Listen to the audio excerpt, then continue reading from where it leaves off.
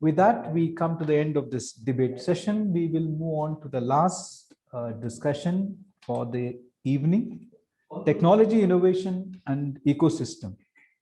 That's been one of the most important sessions of APPMC platform. The management committee of SBMA makes special efforts to bring in latest from the world of technology that is relevant for the industry. This year's session would focus on popular use case for digital fintech, gold, silver, and platinum. We have a very interesting set of panelists spanning across continents. Barry Ip, Head of Digital Innovation, CGSC from Hong Kong. Mr. John Dean, CEO Trovio from Australia. Mr. Karim Rafa, Head of Business Development from Cash Gold, Singapore. And Mr. Urs Rusli from Exidras, Switzerland.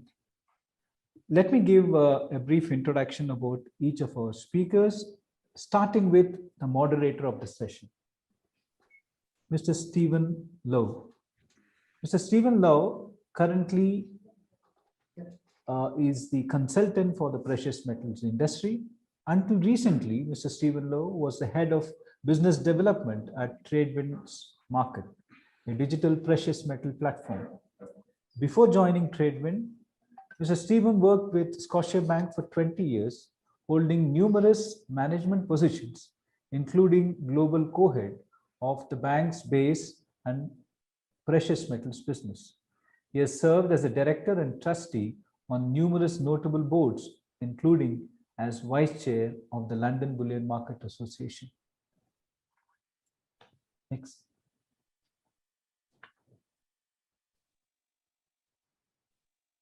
Mr. Barry Ip, currently the head of digital innovation of Chinese Gold and Silver Exchange in Hong Kong. He has 25 years of experience in futures and commodities with hands-on experience in securities trading and clearing and trading systems integration.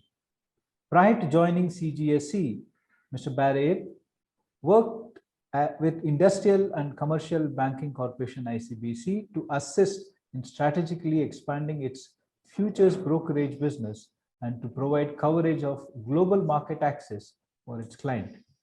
At ICBC, Mr. Barry led the efforts in setting up futures trading platform, trade management, and client onboarding.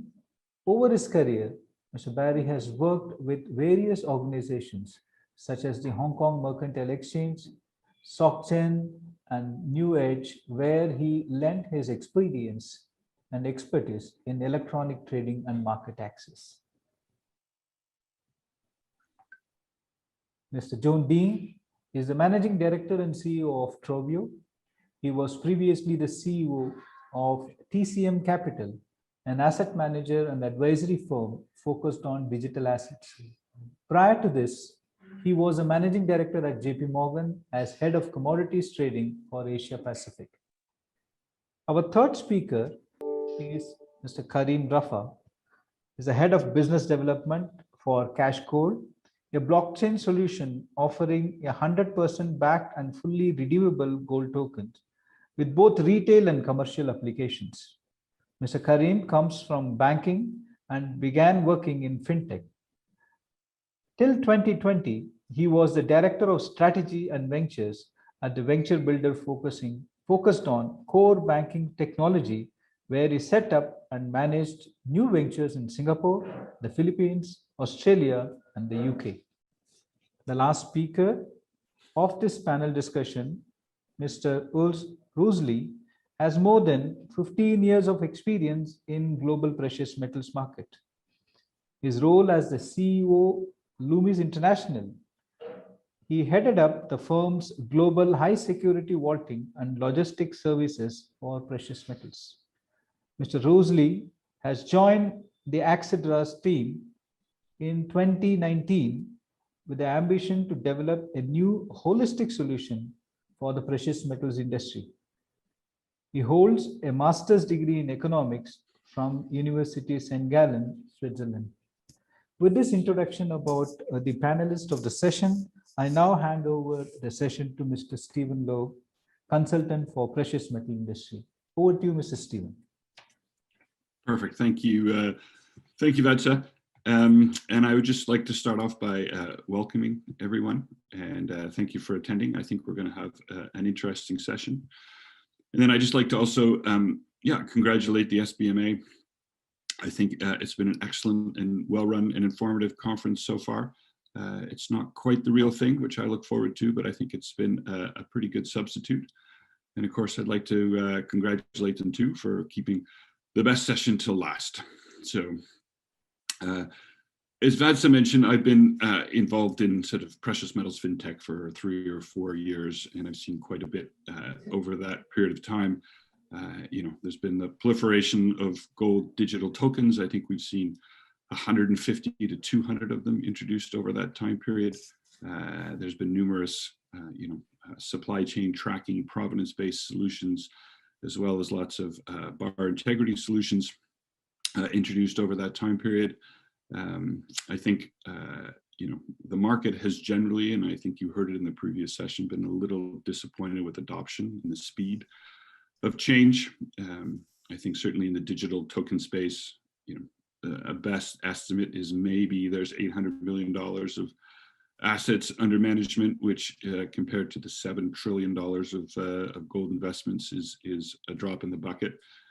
And so I think it has been a little slow, but let's also be clear. I think that in the next 5 years, if we look at the way gold will trade, the way investors will invest, the way investors will hold gold, I think things will be vastly different. So the gold market has been one of the last to adapt and progress. Realistically, nothing has really changed in the 20-25 years that I've been involved in the business, besides the gold ETF, which was now 20 years old. And I don't think if you listen to the first keynote speakers, both from the World Gold Council and the LBMA, both of them, we're speaking out about their priorities, and technology played a huge part in their priorities in trying to deal with some of the issues in the marketplace. And those issues around transparency, integrity, accessibility, fungibility, responsible sourcing. The market is looking to technology to solve some of those questions. So, and as Gregor just said in the previous session, I think we're going to live in some very interesting times in the gold market for the next 5 years. But anyway, I'm going to now start introducing the speakers or get them to talk. I'm very interested in their sort of vision of the gold market in the future. And so we'll hear from each of the speakers, and then we'll have a Q&A just at the end, just following up from everybody. And so without further ado, I'm going to ask Barry to start us off. So Barry, if you're ready.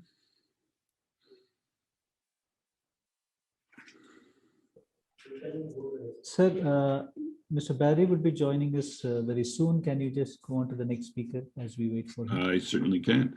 Okay, so we won't start with Barry. I think next up was John. So John, if you wouldn't mind leading us off, then that'd be great. Thank you. Yeah. Hi, Stephen, and thanks for having us. I was used to be based in Singapore, so hopefully next year we can actually be there in person and doing this all together at some stage, because it feels like we're at the tail end of it. Just quickly, am I meant to be sharing my screen for the slideshow here, or we will do it for you, sir. We will do it for you. Great.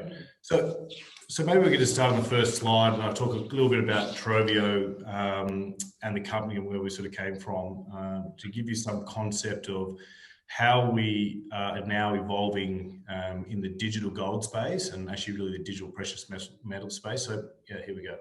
So Trovio was incubated out of the Capital Markets CRC, which is a cooperative research centre down here in Australia, which is a government-funded as well as industry-funded research centre around really creating new technology, disruptive technologies. And some of the backers into that are companies like NASDAQ, the Reserve Bank of Australia, Macquarie Bank, NAB, all these sorts of major institutions that are interested in what can be innovated in the space, not just obviously in the precious metal space, but really the financial economy. And Trovio was incubated out of that business. In its original format, a company called DigiCash, which actually was one of the first, or actually the first company to digitize currency. And that technology is what underpins Trovio's solution today for the precious metal market. We extended that to gold, first and foremost with the Perth Mint, using a digital certificate solution, which allows us to digitize physical metal, whether it's allocated, unallocated, pool allocated, whatever it could be, cryptographically secure, but on a central registry.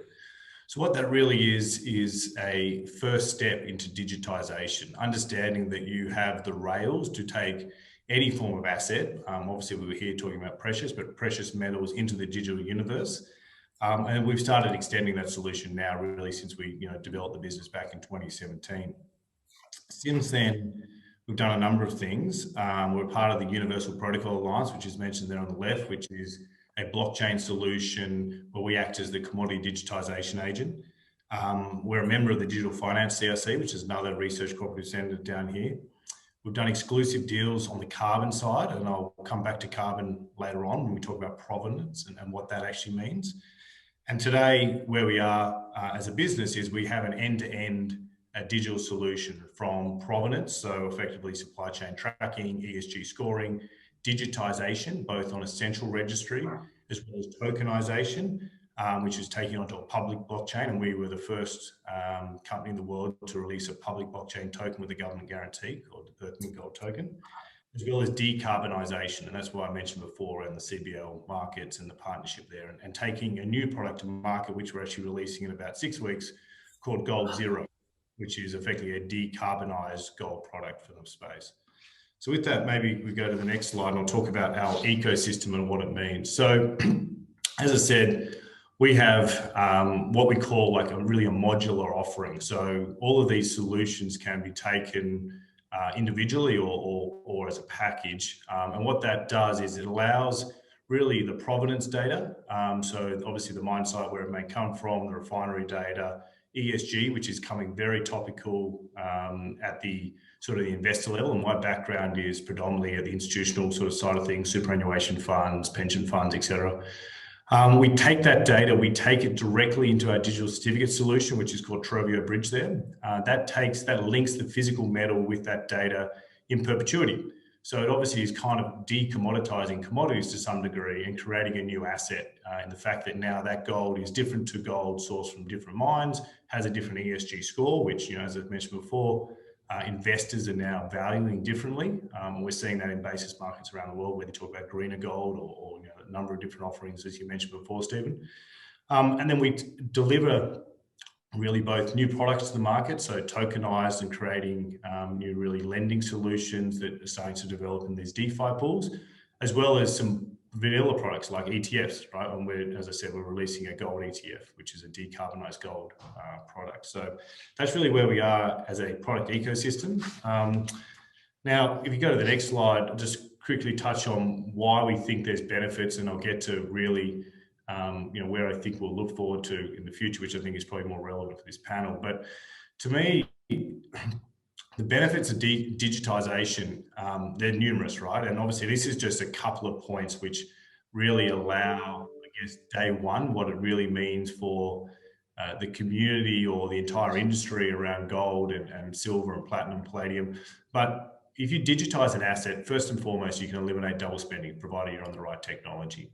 Second thing, as I mentioned, you can capture and retain provenance data. That information is coming more and more important, and it's attached to it in perpetuity, which means that it continues through whatever transaction lifestyle it goes through. With gold, predominantly it's an investable asset, it's not a consumed asset, so it continues to pass from investor to investor.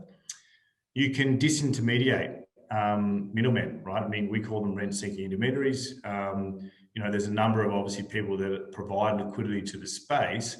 But by digitizing assets, you can obviously supply your own metal directly into risk aggregators. And that could be people that are providing best gold pricing, which is a lot of financial institutions which currently perform those functions. Financing opportunities increase. By linking provenance data, you can obviously access and lend that on balance sheet at different rates, because you can now definitively prove that you have gold from those sources.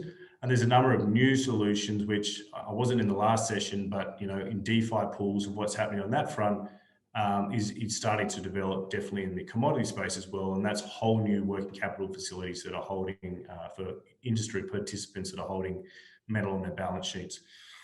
And then lastly, carbon neutrality. Carbon neutrality is a huge space. I think it's going to become more and more relevant for the gold industry. It's obviously very relevant in the Bitcoin space. It's very relevant in a number of major industries like coal, where a lot of banks are now no longer lending to the industry. And I think the precious metal industry needs to address it. And what we can do with the digitization, the benefits of digitization is you can now start to link carbon credits to the emissions that are generated through the mining and life cycle of that gold to when it's refined, and actually create a new asset, which is carbon neutrality and carbon neutral gold. So where do I think this is going?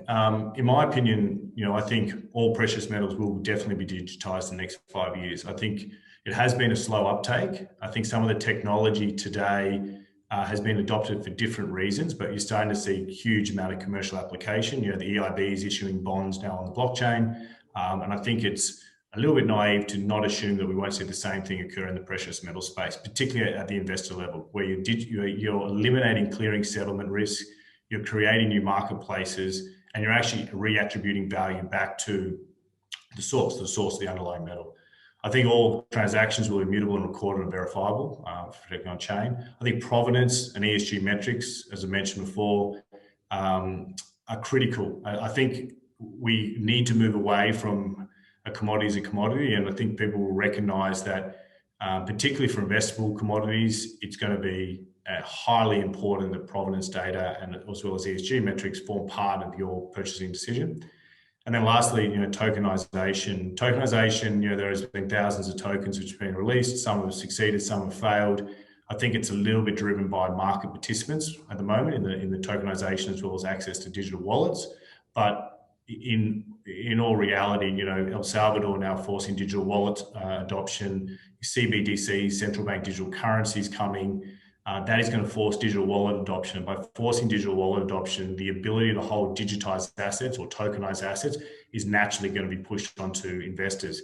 It's going to be a little bit like, in my opinion, what QR code or COVID did for QR code scanning, whereby, we saw rapid adoption of people understanding what QR code scanning was. I think you'll start to see occur with digital wallet adoption once these CBDCs roll out. So with that, I'll probably leave it there and take some questions, Stephen. That was perfect. Thank you very much, John, and your timing was perfect. So I said, I'm going to save questions to the end, just in case, I want to be very sensitive to time. So Barry, if you're with us now, maybe you could go ahead and give your presentation. Hi, good afternoon, everyone. Hi, ladies and gentlemen, distinguished guests and fellow panelists. Many of you are already aware of that. Chinese Gold and Silver Exchange has been working hard over the past year on our gold-backed blockchain product called GoldSip. Today, I'm here to announce that, next slide, please. Today, I'm here to announce that we have established GoldSip business operation here in Singapore. Because of its legal clarity on the operation of a gold-backed token. We have joined the Singapore blockchain community with our first gold token project.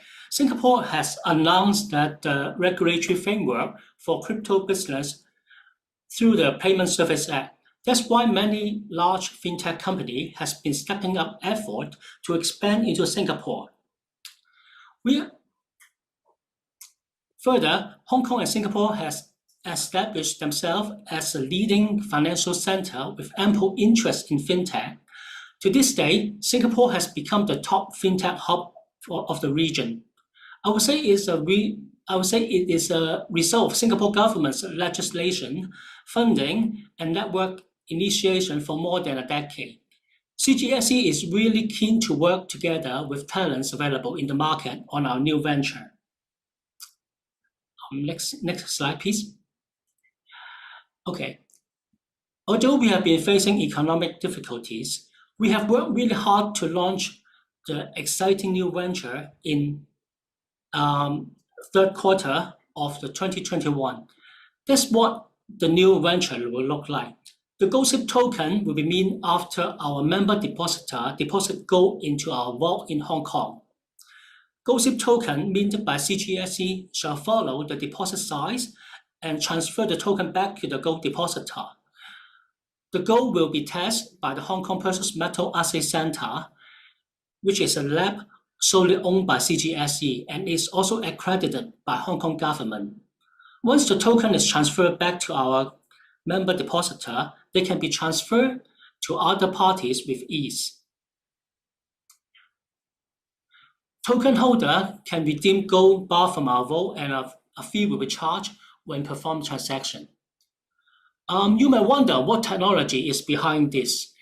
After careful evaluation, GoldSip adopted vSystem as our technology partner. vSys is an enterprise-graded blockchain solution developed by the legendary technologist Sunny King and his associate. King is regarded as the pioneer of the proof-of-stake consensus. We chose it for 3 reasons. First, maybe back a little bit, sorry, jump a little bit fast, the slide. Okay, we chose it for 3 reasons. First, vSys offer extreme low gas fee. Gas in crypto often refer to computational effort required to execute operation. User must pay a gas fee in order to make a transaction or execute a smart contract. On Ethereum, an average gas price is around 10 to 20 US dollar. However, on vSys, the cost usually is a fraction of a cent.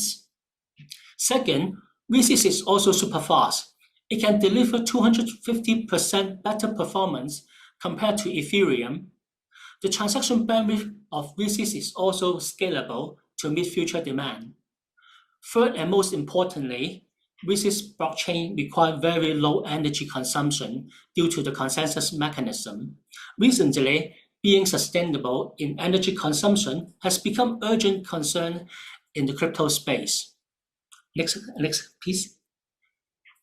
Okay, when times are tough for us, it requires us to get tougher. Let's not use the current climate as a negative block, but rather an energizing springboard for new ideas. For this reason, we are looking for synergy on this venture. We are looking at cross-chain interoperability from tech community, and we are looking for traders seeking trading opportunities. We truly welcome any helpful idea on possible use case with GoldSip that we can explore together. Please do share use case that help people in the gold industry with us. Lastly, I would like to thank our president, Dr. Haywood Chang, and the supervisory board of CGSC for the support. The success of the project would not have been possible without the support by our president, our member, our team, and our business partners. Thank you all for your attention, and over back to you, Stephen. Thank you. Perfect. Thank you. Thank you very much, Barry. So we'll just continue on. And now we have Kerem from Cash Gold. If you'd like to take the floor, sir. Thank you for the introduction, Stephen, and thank you everyone from SPMA for having us on today. It's great to be a part. Can we start the slides, please? Thank you. As Gregor mentioned in the presentation just before this one, Cash is actually birthed from silver bullion. And as such, I'd like to focus on one particular use case today, essentially how to use gold tokens as a way to reduce carbon emissions, a topic that should cheer everyone up today. So gold is traditionally not known to be the most environmentally friendly of assets when it comes to mining and refining. And lastly, transport. And transport today is what we're going to focus on because essentially it's one of the costs that isn't perfectly sunk, that we can still optimize in tech and in fintech. Next slide, please. Essentially what Cash does is 2 things. Cash turns gold into tokens and tokens back into gold. Now I can see you all bubbling. What it allows us to do is also create secondary markets. So if you consider Cash Gold tokens as a vault receipt, it would be very easy for, say, 2 bullion dealers, one shipping from Dallas to Singapore, the other shipping to someone else in Dallas from Singapore, to simply net out these transactions and just send 1 ton over from Dallas to Singapore.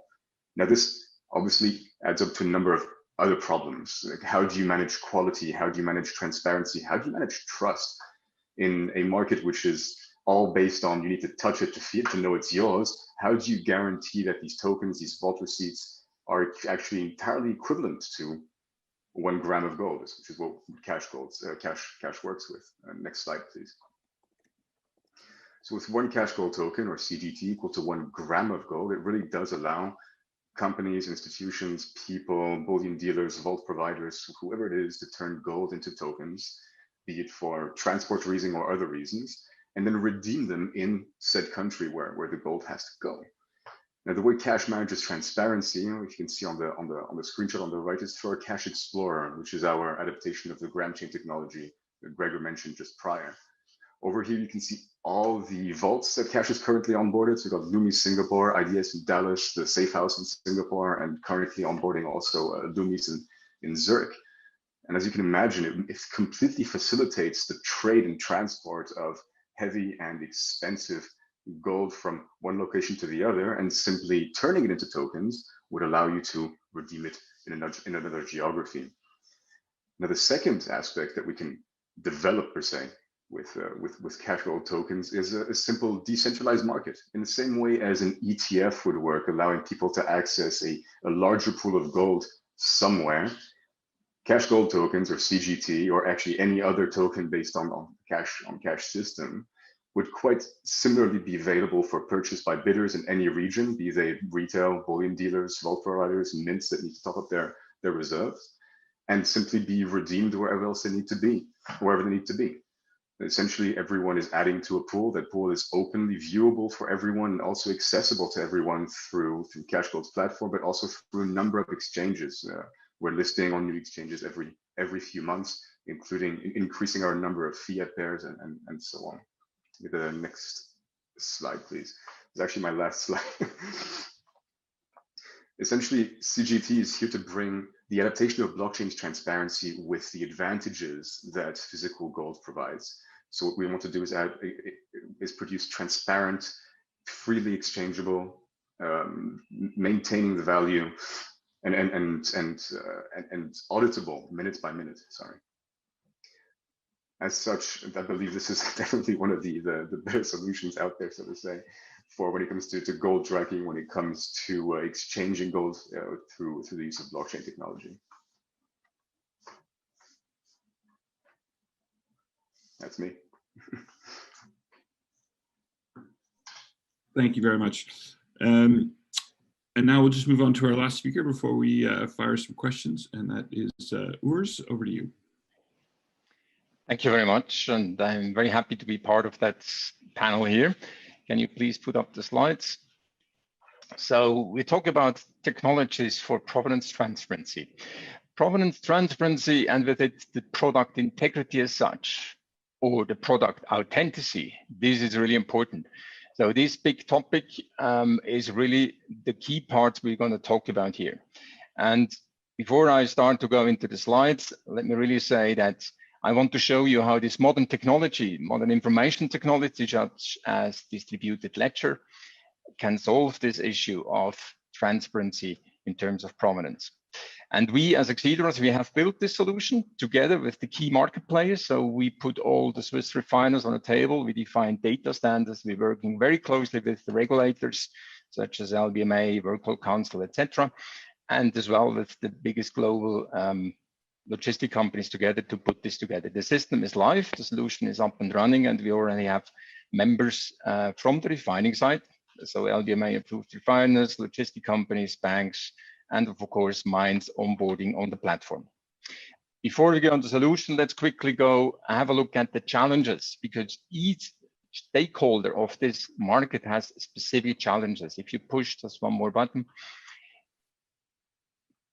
please. Yeah. So if we see the mining side, and it has responsibility sourcing issues, how to document it.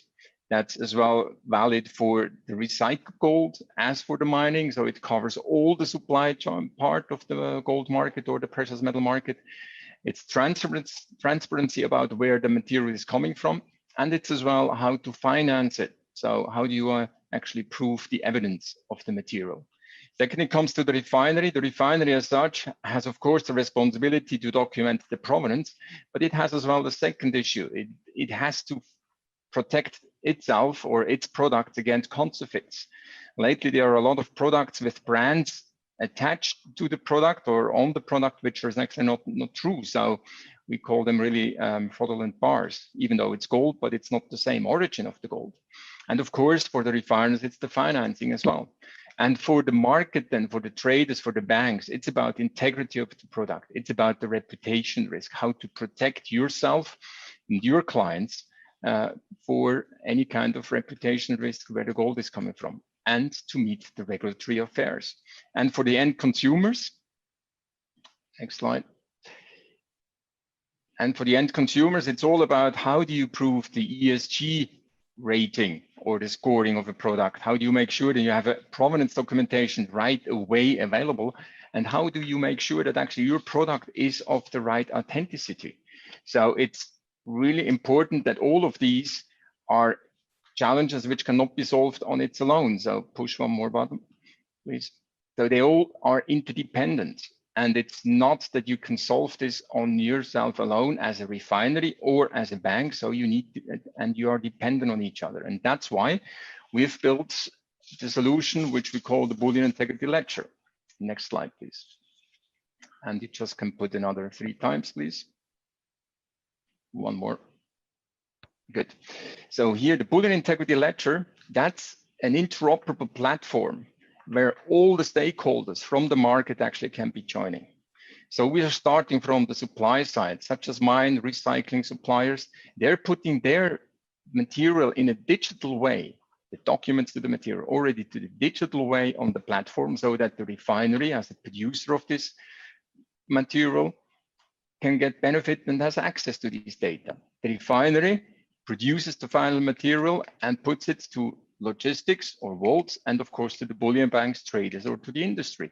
Now, being part of the same data platform, all these players have then access to this uniquely tamper-proof data of the provenance of the different gold products or the precious metal product.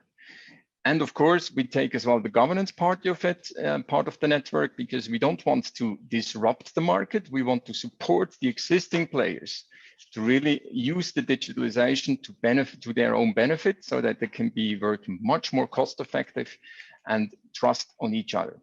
So the platform as such is built on the distributed ledger technology, means it's a private network. It is permissible, means that it's only communicating between the business partners. So it's no central party knowing all the transactions. It's just if the producer sends material to the bank, only these two have access to the data. And it's harmonized on data standards. Finally, they can talk the same language. They're not limited within their own data silos. So the banks or the traders have access to the documentation which had been done by the refinery.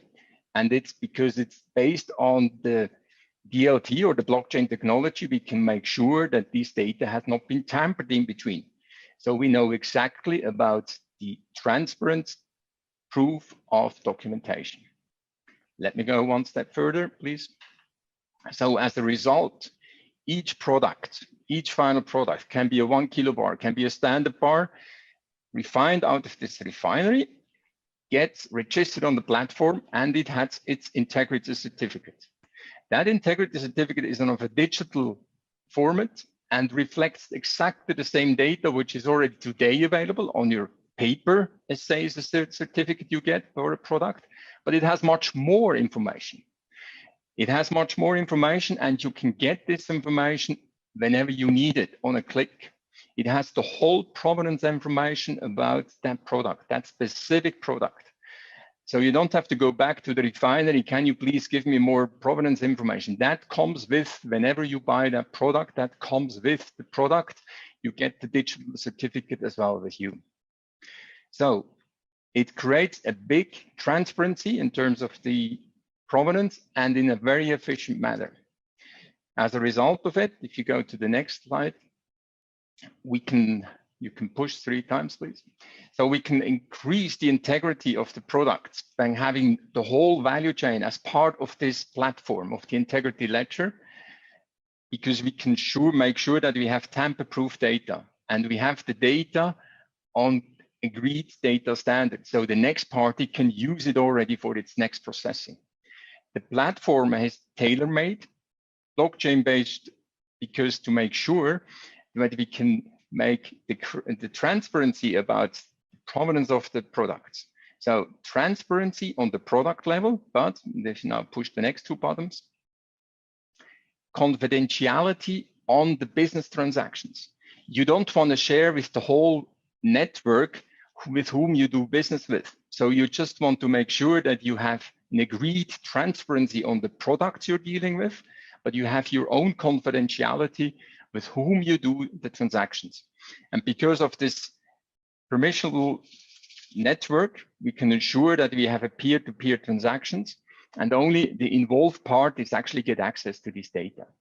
And finally, if we have the value chain or the supply chain on the same data platform, efficiency clicks in. Digitalizing is everything about creating efficiency in your own internal processes, but much more between business to business. So finally, we have an efficient data transfer from a mine to the refinery, from the refinery on the final product to the bank or to the final investors. And everybody is talking on the same language level and have the same data, tamper-proof, available on a click base.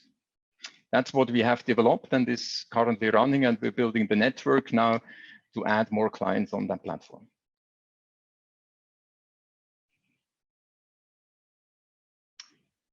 Stephen, you're muted. That all mute. So thank you, Urs. That was great. I'm going to start by asking now the hard part, some panelists, some questions. So and then we've got some streaming in from the audience. But John, since you were up first, maybe just 2 questions for you. One, could you just tell us a bit more? I mean, obviously ESG and that whole concept is very topical. So maybe just talk a little bit more about your sort of climate ETF, your zero carbon, and how that's structured. And then also, I'm just curious to know what the underlying technology you guys run and sort of questions around interoperability. Maybe you could spend a few minutes on that. Yeah, sure. So we're launching the ETF on the ASX, which is the Australian Stock Exchange down here. What we've done with our technology, so they're probably one and the same, because it's worth touching the technology why you can do the ETF in the first place. So I mentioned before a company called DigiCash. DigiCash actually started in the 90s and is largely credited with inventing cryptography and really with some of the stuff that underpins a lot of the blockchain.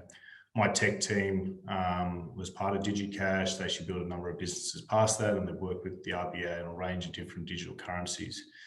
The technology that underpins our solution is proprietary technology. It is interoperable with public blockchains. So the same sort of solutions the other groups have been talking about, we can move it on chain or off chain, but there is a central registry. So that central registry can be licensed to firms like the Perth Mint, and we work with a number of major refineries around the world to license that technology. You know, it's obviously under all their own branding and all this sort of thing. But when you take that technology, what you end up is a cryptographically digital certificate. And we call it a digital certificate because it's actually a token, right? But we don't say token because people get confused between blockchain and what a token actually is. But it's like a single node blockchain where the node is that central registry being, you know, whoever the refinery may be, or it could be Trovio, for instance. With our ETF, what we've done is we take a supply of physical metal where we know the effectively the carbon footprint of that metal from source. We can offset that carbon with we have a deal with the world's largest voluntary carbon credit market, a market called Expansive CBL. And with that partnership with CBL, we buy carbon credits against the amount of emissions the gold has been produced. We retire those credits because there's no point just buying carbon credits. If you understand the carbon market, you obviously need to retire the credits to have any form of impact around the climate side of things to economically incentivize more carbon capture and more projects to come online. But what our technology enables us to do is actually link in perpetuity that retired credit to the gold. Okay, so that we have effectively a registry that's exposed to the public. They can see that registry and that gold linked to that retired credit, which sits in another registry, which we're effectively interoperable with. There's a number of carbon credit registries around the world. You have to plug into all of them effectively to make this work. And once you're plugged in, you have effectively gold in your basket, which is no longer gold. It's actually a new asset, and you know, it's carbon neutral gold, and it is carbon neutral gold forever. So that's the underlying asset that sits in our ETF. The feedback, you know, as I mentioned before, my background is from the banking space, which I think is similar to a lot of people here. But you know, we've had a lot of dialogue with the major institutions here in Australia, and from what I understand, also in Singapore, this is a very topical, you know, part of the conversation right now is around how we affect change through carbon offsets and reducing our carbon footprint. And the overwhelming feedback is they're looking for products like this. Now, they're looking for products which helps them meet their own investor mandates, because a lot of them are out there telling the public they're going to be carbon neutral by 2030, 2040, 2025, whatever it would be. So if there's a product that allows them to shift or out of an existing gold ETF or a gold position they hold in the market into a carbon neutral gold product, then they're willing to do it. The additional cost is actually very minimal because it's technology we already deployed to a number of our partners anyway. So it doesn't cost us really any incremental amount, and the amount of carbon produced versus the dollar value of gold, carbon's still relatively cheap, is not that huge. So the incremental cost is not meaningful. Right, thanks. It's so very, very topical. Barry, in terms of, I guess some questions are, and we talked about it last session in terms of sort of how gold tokens have developed and how, you know, I think there's been a slow adoption of that business to date. I'm just wondering, in terms of your experience with Zip Gold, you know, how you found that, how you found the challenges, the opportunities in terms of, you know, you're after a very specific market in Asia, but maybe just talk about how that's developed and I guess some of the challenges that you've faced in terms of rolling out that product. Okay. Okay. First of all, we think that technology is not the major concern in developing our product. However, the most challenge we are facing is with the legal, because CGSE has been institution set up for 110 years, so we have the reputation. So it's the reputation is on the stake. Therefore, we need to launch this product in a legit way. So we have been very carefully to position our product, to work closely with regulators to make sure this product can be launched. Since this is a very new area for the regulators for both Hong Kong and Singapore, but we see the advantage in Singapore because the way the regulators see this crypto backed by gold, more like a payment token in Singapore. However, in Hong Kong, maybe it is skewed a little bit toward to this investment product. So that's not what we really intended to be. Therefore, we move our operation here in Singapore because of this legal clarity. So that basically is our major challenge when we launch this product. Right. Okay. Interesting. And then, Karim, I'm almost going to ask you the same question in terms of what I guess you are very integrated into the Singapore market across lots of different products. What is your view of why, or maybe you don't view it, sort of adoption has been slow in the digital space, and what do you think of that sort of path of development going forward? I think our view more like we are developing a platform for people to join in. We are going to develop this platform because we know there are so many good ideas out there in the market. For example, there are decentralized exchanges, DeFi products, and we would like. That's why we call for actions for people to join our platform to use this token, use it innovatively, and to build this ecosystem. So that's the thing we're looking forward to do as our next step. The first step, we will set up this product, we build a platform, and then the next, we try to work together with different parties, like the technology parties, or maybe the gold trading companies. We work together to see to work out a synergy. Right. Okay. Thank you. Kerem, sort of almost the same question in terms of how you see that market developing and the sort of digital adoption.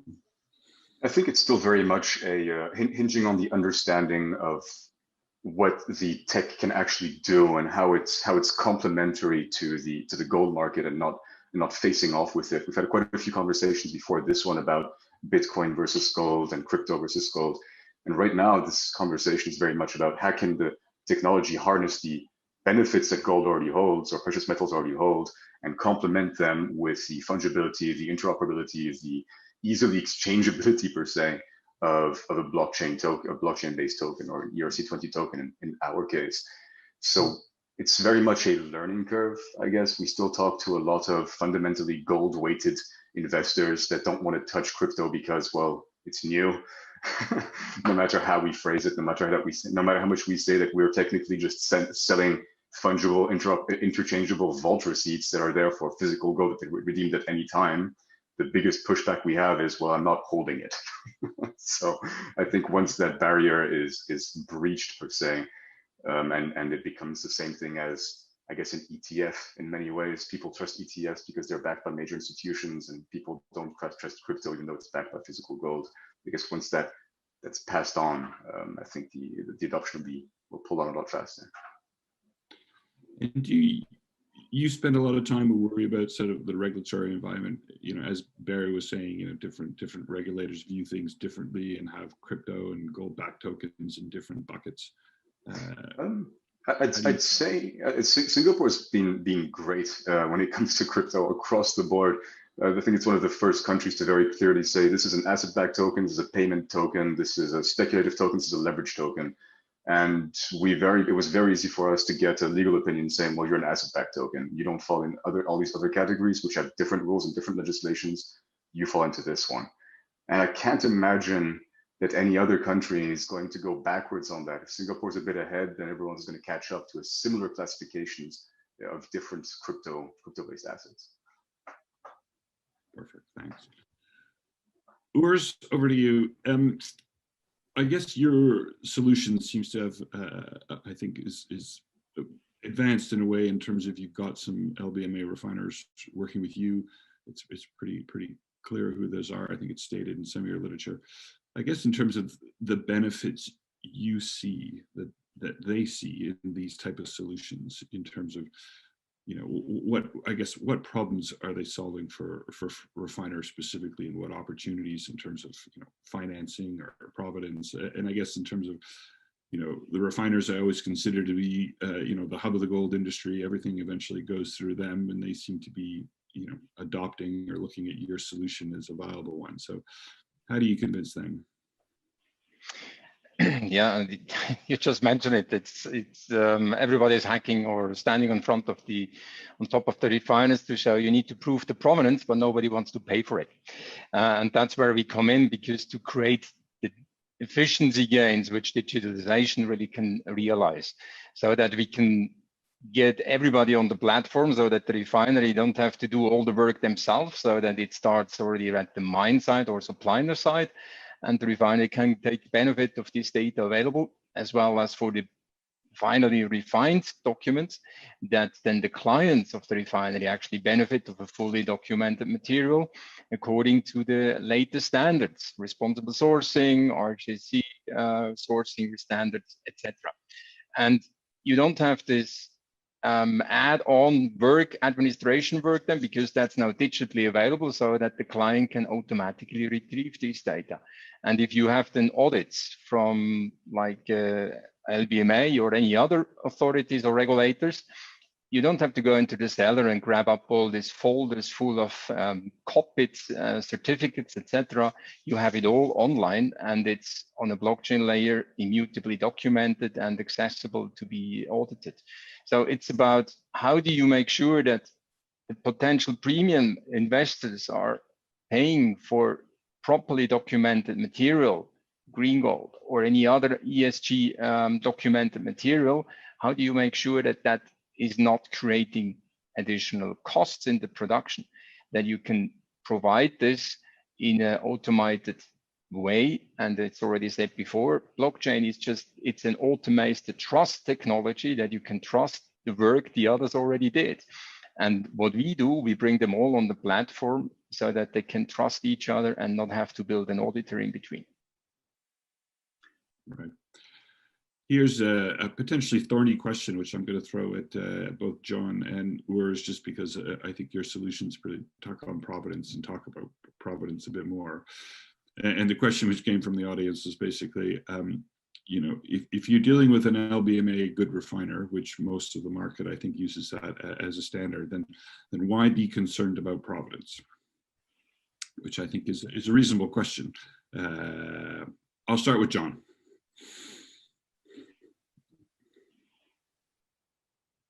Well, I think there's lots of reasons, right, to be concerned about provenance, right? The LBMA is really just a regulatory, well, not regulatory, it's like it's an authority which tries to put around guidance what they believe the industry standards should be for responsible sourcing, best practices, right, for gold mining. In our opinion, you know, investors are going one step further, right? Like they don't want to just go with what they believe the LBMA standard is for a scalable gold product, right, which is really where the LBMA, even if you look at, you know, the 2019 plus standards, right, which is probably the best in class in what you can get in relation to gold, investors are now looking for clear clarity around where that gold came from, understanding which mine sites it came from, what their practices were, you know, are they forcing, you know, electric trucks, for instance, right, which you see a lot down here in Australia, or is it just from a generic mine that still supplies to some of the LBMA refiners? So to me, I think it's driven by investor choice or consumer choice. They're forcing, they want more detail on that provenance. And, you know, as I said, I think, you know, all these provenance solutions do need to sit on a blockchain. You know, our provenance solutions also sits on a blockchain because it's the most important thing is it's verifiable, it's immutable, and it can be seen by the market or where it came from. So to me, I think LBMA needs to work towards working with some of these provenance solutions is probably the best way to put it. And the standards, they shouldn't be trying to set the standards, but they should be working with a lot of these different providers and working out how they can play a part and where the market's going.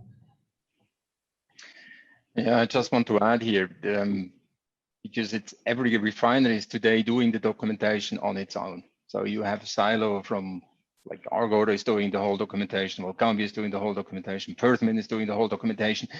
But the investors, they have different types of goals in front of them. And how do you identify then where these different gold brands are actually coming from? So that's where we came in to say, let's put a neutral platform in the middle that the refiners actually can rely on the documentation given by their suppliers and with the same documentation requested by the buyers. And here an important part comes in that the neutrality needs to stay, the confidentiality of the data needs to stay. And the topic of the LBMA is that you can define standards in terms of here you need to adhere to these standards. But that creates just a lot of additional potential audit work. And if you then as a refinery actually make this data on a platform which is as well accessible from a regulator point of view. If they want to have an audit, you can reduce audit costs, you can make it much more efficient, and you get a certain trust into the market, as John said. So I think we need to use the existing available technology, DLT, and sit together and see how can we actually make the whole market more efficient by adhering to the new ESG standards. Otherwise, it just creates additional costs and nobody wants to pay for it. No, and I totally agree, and I'll just and I'll say, and I've said many times, in terms of if you go to a big gold investment house, they'll screen the equities they buy by 1,000 different ESG criteria, but when you ask them what bullion they own, there's really no sense of screening of that bullion. It's LBMA. And so they do a much, not that the LBMA standard is a good one, but the level of detail they'll go into to buy a gold equity far, far outweighs what they do for a gold holding. But these solutions provide them the ability to screen to a much more detailed level, which I think they all want to do. And lastly, and I'll throw this back at you, Urs, just because I know you happen to be working, and also there's the whole ASM element. In terms of legitimizing that gold stream. And I know you're working with the Swiss Better Gold people to try and do that. So, I don't even think we can talk about it, but that's also the huge impact, the fact that trying to legitimize the ASM stream into that is useful. So. Yeah, that's very important. And I think here, technology needs as well to be working for small or artisanal mine scale mining. So it needs to be easy in terms of use, easy access, so they can really put the data already on it. And that gives the trust for the refiners to onboard these sources efficiently and to make sure that they don't spend too much audit work and audit costs on it. So yeah, we are working with the Swiss Better Gold Association here to get this ASM requirements and challenges on the solution as well. That's a bit more challenging than like for the large scale minings, but it shows it's again the same type of data, and it's just the accessibility to the platform which is more demanding. Yeah, and then I just have two kind of speak specific questions. One to Karim. It just is someone's asking what blockchain is Cash specifically using. Cash works on ERC20, but fundamentally the process that we use could be deployed onto a number of newer, cheaper blockchains. We chose ERC20 because it's an established blockchain. Ethereum is an established blockchain. It is truly decentralized, and anyone that's relatively new to the or any new blockchain is usually focused around some key nodes and essentially not decentralized. Perfect, thanks. And then Barry, there's a question which I'm not sure I really understand in terms to do with the approval of Zip or Gold Zip in Singapore. The question actually states, how long will it be approved? Or just maybe you could just touch on that approval process and where it is. Okay, we are starting to contact the regulator since the beginning of this year, and the progress is going really well. We have a good conversation. We are not going to expect how long it will be get this approval, or the regulator might not give us a definite answer at all. But we will continue to work because, as I said before, this is a really new area. We need to work together continuously to understand what each other's view on this operation, because this thing is new to the regulators. They might have some idea how to regulate on it. So it's a continuous effort. Okay, thank you.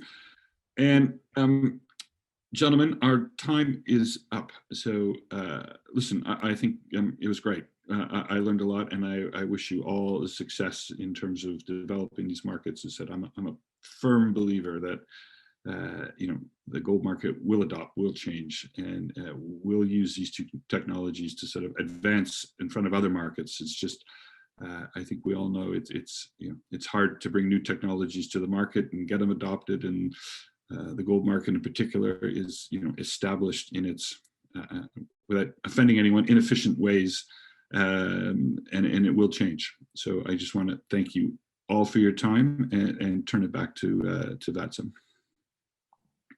Yes. Thank you all. Thank you so much for all the panelists, Mr. Barry Ip, Mr. John Dean, Mr. Karim Rafa, and Mr. Rosalie, for a fascinating discussion on the use case for digital fintech gold or fintech platforms, I would say. A special thanks to Mr. Stephen Lowe for making this session very interesting and also sharing his perspective on this very, very important subject. Thank you all, sir. Thank you very much. Thank you, Watson. We have completed all technical sessions of the conference. However, we are left with one important agenda item. Yes, it's a time to express our thanks. To present the words of thanks, I once again welcome Mr. Albert Cheng, CEO, SBMA. Over to you, sir. Thank you, Wasa. Good afternoon, evening to sponsors, colleagues, friends, business partners around the world. I'm very happy that we have completed the two-day conference successfully. Thank you for this opportunity to say a few words of thanks at the end of the two-day conference.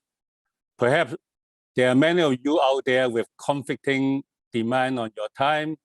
We really appreciate that you have taken time to participate in the first ever virtual APPMC conference put together by the SBMA and Eventel. Since our last APPMC in 2019, we were not able to hold any physical conference in 2020 due to the pandemic. After an absence of almost 2 years, we thought it's time to reconnect with the Bullion community. Since there are still travel restrictions in place, the only alternative is to hold a virtual APPMC. And this is the closest we can get to see all of you live in one place, virtually at least.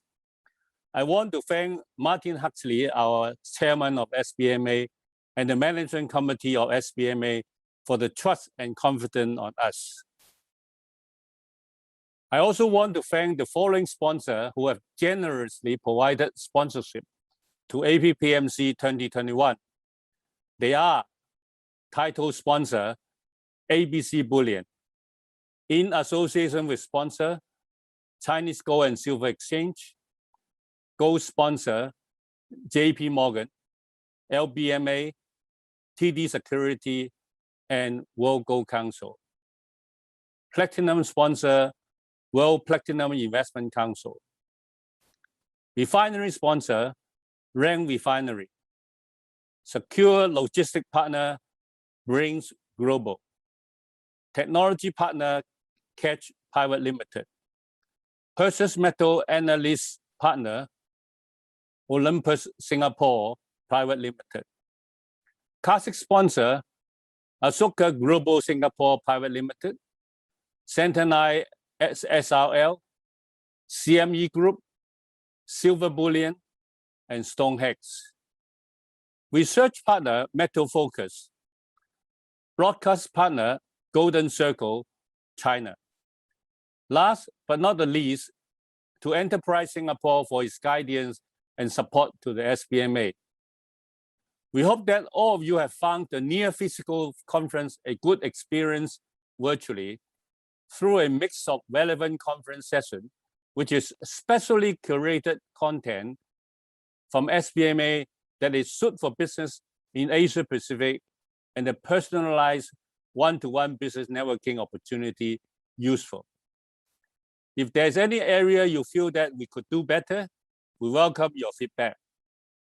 Lastly, I want to thank all members of the Hubilo conference platform, interpreter, my staff at the SCMA led by Margaret Wong, and our conference partner, Eventel Global Advisory, led by Vasa, for their effort and dedication in putting this together.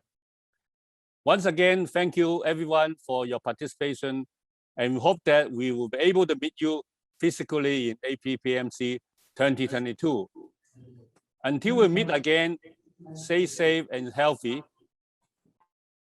Thank you all and goodbye. I would like to pass it back to Vasa. He has a little bit of housekeeping to wrap up the conference. Vasa, I'm passing back to you.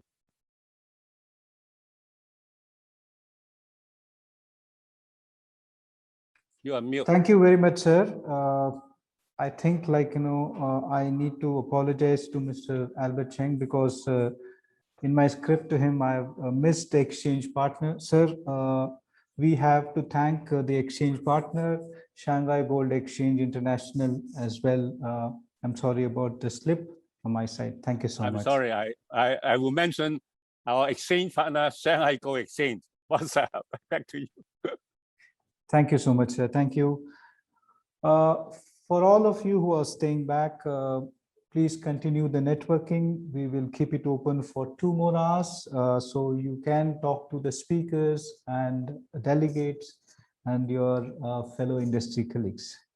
Please note all presentations with the permission of the speakers will be put on the website of APPMC, which is www.asiapacificpmc.com in a week's time, along with the video recordings of the session, along with the Mandarin interpretation would be edited and posted in the website in a week's time. We also encourage you to consider becoming member of SBMA. The help desk of SBMA booth is there for providing you with additional information. For those of you in the audience, we are very happy to inform you that the SBMA has welcomed 5 new members as outlined in Chairman's speech. We value your opinion and feedback. We should send the feedback form soon to you. Please share your valuable suggestions and feedback. It always motivates us to do better and tune our program to your specific business needs. The networking launch, as I mentioned, would be open for 2 more hours. Please browse around the booth and also have a new experience of the virtual meetings. Best wishes to all of you. Stay safe and stay healthy. We hope to meet you all in person very soon. Best wishes and good luck to all of you. Thank you all. Thank you. See you next year, APPMC. Thank you. Thank you. Thank you, Vasa. Thank you all, sir. Thank you very much. That concludes our conference session. Thank you.